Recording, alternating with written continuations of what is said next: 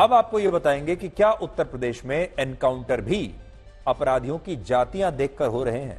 वैसे तो आजकल पूरे देश में जातियों की बात करना फैशन हो गया है, पूरी राजनीति ही जातियों के ऊपर हो रही है, चुनाव जातियों के ऊपर लड़े जा रहे हैं, तो क्या एनकाउंटर भी जातियों पर हो रहे हैं? और ऐसा क्यों है कि हमारे देश में अपराधियों की जाति तो बताई जाती है, लेकिन जो पीड़ित पक्ष है उसकी जाति कभी कोई नहीं बताता। आज उत्तर प्रदेश की स्पेशल टास्क फोर्स ने अनुज प्रताप सिंह नाम के उस अपराधी को एनकाउंटर में मार दिया जिस पर 1 लाख रुपए का नाम था और जिसे पुलिस ने सुल्तानपुर में गहनों की एक दुकान में हुई लूट के मामले में गिरफ्तार किया था। यह वही मामला है जिसमें पुलिस ने इसी महीने की 5 तारीख को एक और आरोपी मंगेश यादव, एक और अपराधी मंगेश यादव को भी एनकाउंटर में मार गिराया था। और उस समय अखिलेश यादव ने कहा था कि लूट के इस मामले में जो अपराधी ठाकुर हैं उन्हें तो पुलिस सरेंडर करवा रही है, लेकिन जो अपराधी यादव समाज से हैं उनका एनकाउंटर किया जा रहा है। लेकिन अब मंगेश यादव के बाद ठाकुर जाति से आने वाले अनुज प्रताप सिंह का भी एनकाउंटर हो गया और इसके बाद उसके पिता ने कहा है कि अब अखिलेश यादव इस एनकाउंटर से खुश तो बहुत होंगे।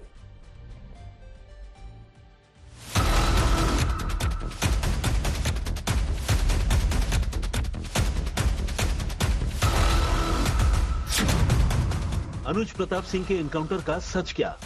उन्नाव में एक मुठभेड़ में अनुज प्रताप सिंह नाम के एक अपराधी को मार गिराया। अब इस पर सपा मुखिया श्री अखिलेश यादव जी का कोई ट्वीट नहीं आया, ना कोई रिएक्शन आया। हो सकता है उनकी जाति का नहीं होगा।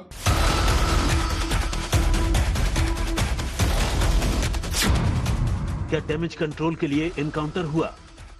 मंत्री अखिलेश सिंह यादव जी ने ये ट्वीट किया था कि यादव का ही इनकाउंटर तो ठाकुरों का इनकाउंटर क्यों नहीं हो रहा।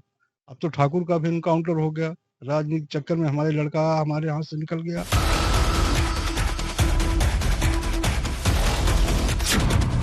इनकाउंटर में जाति वाला एंगल आखिर क्या है? कोई ऐसा व्यक्ति नहीं है जो न जानता हो कि भारतीय जनता पार्टी की सरकार में झूठे इनकाउंटर हो रहे हैं, हत्या की जा रही है।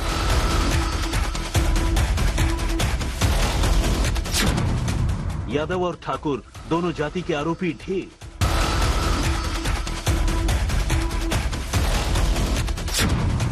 क्या जाति है बहाना, योगी पर है निशाना?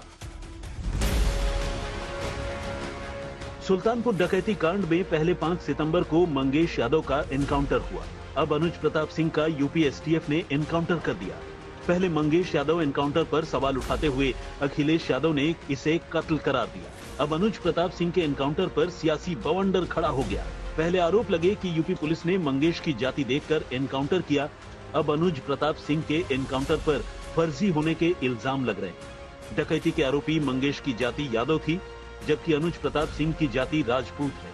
तो क्या यूपी पुलिस ने जाति देखकर एनकाउंटर किया या ऑपरेशन के दौरान दोनों आरोपी मारे गए? ये बड़ा सवाल है।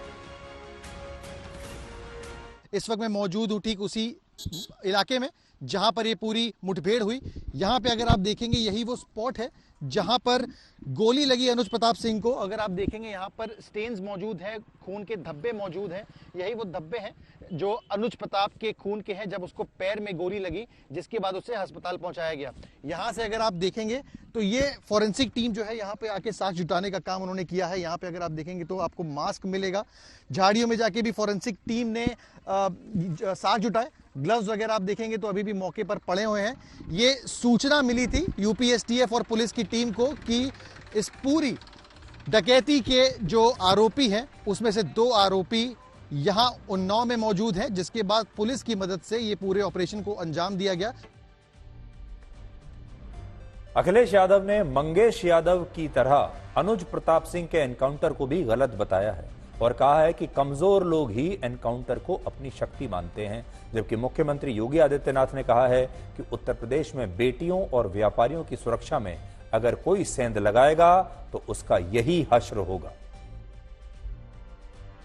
ये नए भारत का नया उत्तर प्रदेश है।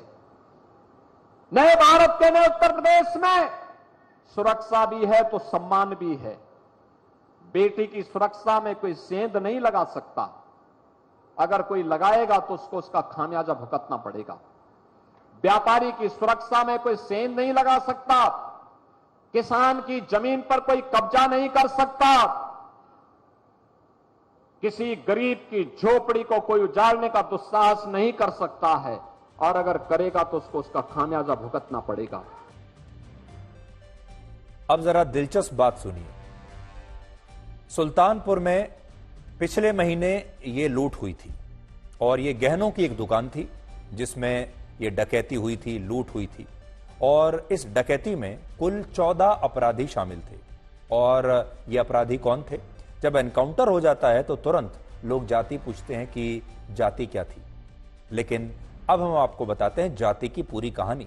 ये जो 14 अपराधी हैं इनकी जातियां भी जरा सुन लीजिए। इनकी जाति नहीं पूछेंगे तो इन 14 अपराधियों में सिंह भी हैं, शुक्ला भी हैं, यादव भी हैं, कोरी भी हैं और मुसलमान भी हैं। सभी जातियों के लोग हैं। अगड़ी जातियों के लोग भी हैं, निचली जातियों के लोग भी हैं, दलित भी हैं, मुसलमान भी हैं, हिंदू भी हैं, मुसलमान भी हैं।